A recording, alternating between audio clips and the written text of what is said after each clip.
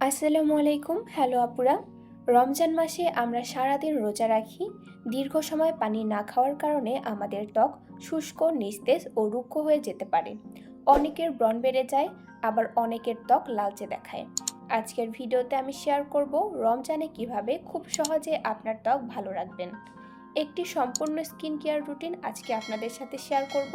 রমজানে ত্বক ভালো রাখতে সবচাইতে গুরুত্বপূর্ণ হলো পর্যাপ্ত পানি পান করা।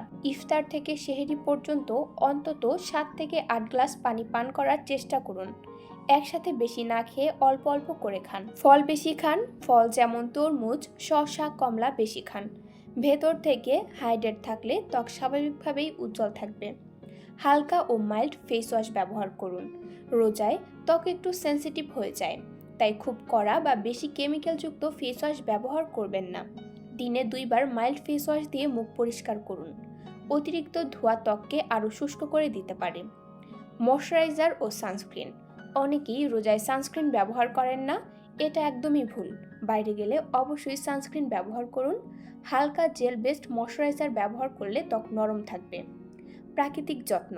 সপ্তাহে 1 থেকে 2 দিন ব্যবহার করতে পারেন অ্যালোভেরা জেল, শসার পেস্ট, দই ও মধুর হালকা প্যাক।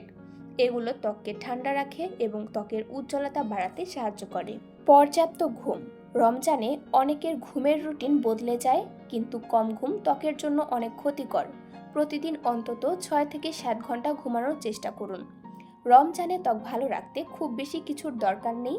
পানি, সঠিক ক্লিনজার, ময়শ্চারাইজিং ক্রিম আর সামান্য যত্নই যথেষ্ট।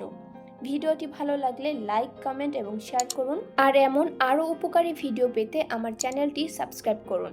আল্লাহ আমাদের সবাইকে সুস্থ রাখুন। রমজান মোবারক।